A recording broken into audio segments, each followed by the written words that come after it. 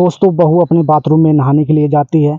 नहाने से पहले अपने बदन का सारा कपड़ा निकाल देती है। दोस्तों सारा कपड़ा निकाल के बाथरूम का दरवाज़ा खोल के वो नहाने लगती है। दोस्तों जब नहाती है अचानक जब ससुर की नज़र जाती है तो ससुर अपने बहू को देखते ही एकदम पानी पानी हो जाता है। दोस्तों ससुर जितना देखता है बहू उतना ही अपने आगे पीछे सारे शरीर को रगड़ने लगती है। दोस्तों ससुर एकदम पागल हो जाता है। बहू बोलते हैं ससुर जी सिर्फ देखते ही रहोगे कि आके मेरा थोड़ा सा पीठ रगड़ दोगे। दोस्तों जब ये ससुर सुनता है सुनते ही पागल हो जाता है, बहुत ही ज़्यादा उतावला हो जाता है।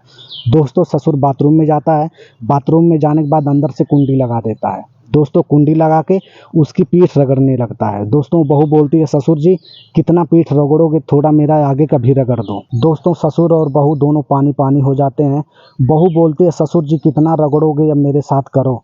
दोस्तों ससुर और बहू दोनों शारीरिक संबंध बनाते हैं। दोस्तों जब इस वीडियो का पूरा देखिएगा तो सुन के आपका दिमाग एकदम रोमांटिक हो जाएगा और आप सोचने पर मजबूर हो जाएंगे कि ऐसा भी होता है क्या। दोस्तों एक सिकंदर नाम का लड़का रहता है और एक मोनी नाम की लड़की रहती है। दोनों एक दूसरे से बहुत ही ज़्यादा प्यार करते हैं और जीने मरने के साथ में कस्में भी खा लेते हैं। दोस्तों जो सिकंदर रहता है अपनी मम्मी पापा को जाके मनाता है तो उसके मम्मी पापा शादी के लिए नहीं मानते हैं दोस्तों। और जो मोनी रहती है वो अपनी मम्मी पापा से कहती है तो उसके मम्मी पापा मान जाते हैं और उसकी शादी करने के लिए कहते हैं। दोस्तों सिकंदर के मम्मी पापा तो नहीं मानते हैं, इसीलिए सिकंदर बहुत ही ज़्यादा घबरा जाता है और परेशान हो जाता है क्योंकि वो मोनी से बहुत ही ज़्यादा प्यार करता रहता है। दोस्तों एक दिन की बात है, वो मोनी के पास जाता है, बोलता है मेरे मम्मी पापा शादी के लिए नहीं मान रहे हैं। मोनी कहती है कहीं भगा के ले चलो, हम लोग कहीं दूर चले जाएंगे, अपनी ज़िंदगी वहीं पे जिएंगे। दोस्तों सिकंदर अपने मम्मी पापा का इकलौता लड़का रहता है, इसलिए वो अपने मम्मी पापा के बारे में बहुत ही ज़्यादा सोचने लगता है। सोचता है कि मैं अगर ऐसा कर लूँगा तो मेरी मम्मी पापा बहुत ही ज़्यादा परेशान हो जाएंगे, वो लोग जीते जी ही मर जाएंगे क्योंकि उनका मैं सिर्फ इकलौता लड़का हूँ। दोस्तों कुछ दिन ऐसे चलता है। एक दिन की बात है, सिकंदर जाता है मोनी से मिलने के लिए। मोनी कहती है अगर तुम मुझसे शादी नहीं करोगे तो मैं अपना हाथ काट लूंगी।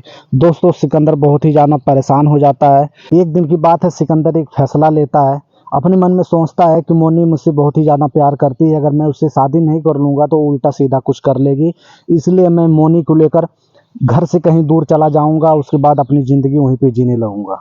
सिकंदर बहुत ही नरम दिल का होता है, एक बार फिर सोचता है कि मैं अपने मम्मी पापा से एक बार लास्ट में पूछ लूं, जब वो नहीं मानेंगे तो उसके बाद मैं यही काम करूंगा, उसको लेकर घर से भाग जाऊंगा।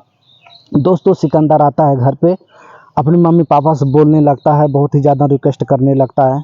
तो उसके मम्मी पापा बोलते हैं कि देख सिकंदर वो लड़की दूसरे कास्ट की है और हम लोग दूसरे कास्ट के हैं, इसलिए ये शादी नहीं हो सकती है, तू उस लड़की को भूल जा। दोस्तों सिकंदर बहुत ही ज़्यादा नाराज़ हो जाता है और जाता है लड़की के पास, लड़की से बात करता है और घर से वो लोग भाग जाते हैं। दोस्तों घर से भाग के वो लोग सीधा मुंबई चले जाते हैं।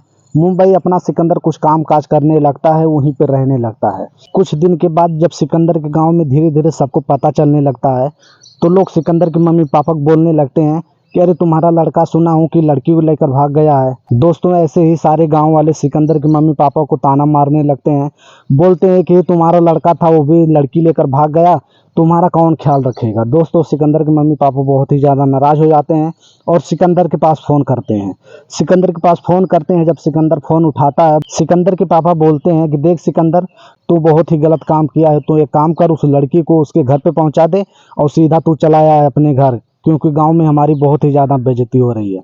दोस्तों सिकंदर उसके बात को नहीं मानता और फ़ोन रख देता है। दोस्तों सिकंदर अपना वहाँ पे काम काज करने लगता है। धीरे धीरे उसको 1-1.5 साल हो जाते हैं और उसका एक बच्चा भी हो जाता है। दोस्तों ऐसे ही कुछ दिन चलता है। एक दिन की बात है, सिकंदर के रूम के बगल में एक लड़का रहता है जिससे सिकंदर की बीबी जो मोनी होती है उससे धीरे धीरे बातें करना स्टार्ट कर देती है। दोस्तों जब धीरे धीरे बातें स्टार्ट कर देती है, सिकंदर को जब पता चलता है तो सिकंदर बोलता है मोनी मैं तुम्हारे लिए अपने माँ बाप को छोड़ दिया, तुम मेरे साथ ऐसा करोगी। दोस्तों मोनी बोलती है मैं कुछ ऐसा नहीं कर रही हूँ, बस उससे थोड़ा बहुत तो बात ही कर लिया, उसमें क्या हो गया। दोस्तों सिकंदर को विश्वास नहीं होता है, सिकंदर सारी बातें समझ जाता है। जो मोनी होती है दोस्तों उस सिकंदर में बिल्कुल ही इंटरेस्ट अब नहीं रखती है। जब सिकंदर को ये सब पता चलता है तो सिकंदर अपने मन में सोचने लगता है कि मेरे साथ कहीं उल्टा ना हो जाए, अगर उल्टा हो गया तो मैं बहुत ही बुरी तरह फंस जाऊंगा, मेरा आगे पीछे कोई नहीं रहेगा। दोस्तों एक दिन की बात है, सिकंदर के मम्मी पापा सिकंदर के पास फ़ोन करते हैं, बोलते हैं देख सिकंदर, तू कुछ भी किया हो लेकिन हमें उससे कोई नाराज़गी नहीं है, काम कर तू अब घर पे आ जा, हमारी बहुत ही ज़्यादा बदनामी और बेइज्जती हो रही है। दोस्तों सिकंदर बोलता है कि पापा मैं अब घर पे नहीं आ पाऊंगा क्योंकि मेरा एक बच्चा भी हो गया है। दोस्तों जब सिकंदर के मम्मी पापा ये सुनते हैं तो थोड़ा बहुत खुश होने लगते हैं। दोस्तों कौन ऐसा माँ बाप नहीं चाहेगा कि उसका पोता उसके गोद में खेले। दोस्तों सिकंदर के मम्मी पापा एक फैसला लेते हैं और बोलते हैं काम कर, अपनी बीवी को लेकर अब घर पे चला आए, अब जो हुआ सो हुआ, कोई बात नहीं। दोस्तों सिकंदर जब ये सुनता है तो सुनने के बाद बहुत ही ज़्यादा खुश हो जाता है और अपनी बीवी से बोलता है यानी मोनी से बोलता है तो मोनी भी खुश हो जाती है और वो लोग मुंबई से आने के लिए घर पे तैयार हो जाते हैं। दोस्तों कुछ दिन में वो लोग घर पे आ जाते हैं। घर पे आने के बाद दोस्तों मोनी जब अपने ससुर को पहली बार देखती है तो देखते ही बहुत ज़्यादा हक्की बक्की रह जाती है और उसका ससुर जब देखता है तो बहुत ही ज़्यादा हैरान हो जाता है। दोस्तों ये कहानी कुछ साल पहले की है। मैं ये कहानी यहाँ पे थोड़ी सी रोक के आपको पिछली कहानी पे ले जाता हूँ। दोस्तों जो मोनी रहती है जब वो सिकंदर के साथ भागी नहीं रहती है उसके पहले ही मोनी के काफ़ी लड़कों के साथ अफेयर रहता है। दोस्तों उसी में एक लड़का रहता है, उसी लड़के के साथ कहीं खेत में गए रहते हैं मिलने के लिए। दोस्तों वहीं पर सिकंदर के पापा भी कुछ काम से गए रहते हैं, वहाँ पे वो दोनों को पकड़ लेते हैं। दोनों पकड़ने के बाद सिकंदर को पापा को क्या पता होता है कि कोई अजनबी ऐसे होंगे, उनको छोड़ देता है। दोस्तों छोड़ने के बाद ये कहानी वहीं पे ख़त्म हुई। जब इसका ससुर यहाँ पे देखता है तो ये सारी बातें सोचने लगता है और सिकंदर को ये बातें बताए तो कैसे बताए दोस्तों, क्योंकि उसका एक बच्चा भी हो चुका था। दोस्तों ऐसे ही कुछ दिन चलता है। सिकंदर का पापा ये बातें बिल्कुल ही नहीं छुपा पाते हैं और एक दिन सिकंदर की मम्मी को ये सारी बातें बता देते हैं। दोस्तों जब सिकंदर की मम्मी ये बात सुनती है तो उसको बहुत ही ज़्यादा गुस्सा आता है और ये दोनों आपस में प्लान करने लगते हैं। दोस्तों ये लोग प्लान ये करते हैं कि ये बात हम सिकंदर को बताते हैं और सिकंदर जब जान जाएगा तो ये इसको भगा देंगे, भगाने के बाद लड़का हमारे पास ही रहेगा। दोस्तों मोनी भी बहुत ज़्यादा शातिर दिमाग की रहती है। वो भी सोचती है कि अगर कभी लफड़े में ये सब बातें अगर खुल गई तो मेरा भांडा फोड़ हो जाएगा और मेरा जो है कि जीना हराम हो जाएगा। इसलिए वो अपने दिमाग में एक खतरनाक आइडिया लाती है। दोस्तों आइडिया ये लाती है, सोचती है कि मैं अपने ससुर को फंसा लूँगी, फंसाने के बाद ये सब माजरा बिल्कुल ही ख़त्म हो जाएगा और मेरा कोई भी बाल बांका नहीं कर पाएगा। दोस्तों मोनी भी देरी नहीं करती है, सोचने लगती है कि मैं इस घर में भाग के आई हूँ और ये सब मेरे बारे में मेरा ससुर इतना कुछ जानते हैं, अगर मैं देरी करूँगी तो मेरा भांडा फोड़ हो जाएगा और मैं इस घर में रहने लायक नहीं रहूँगी, मुझे लोग मार के भगा देंगे। दोस्तों मोनी एक दिन एक चाल चलती है।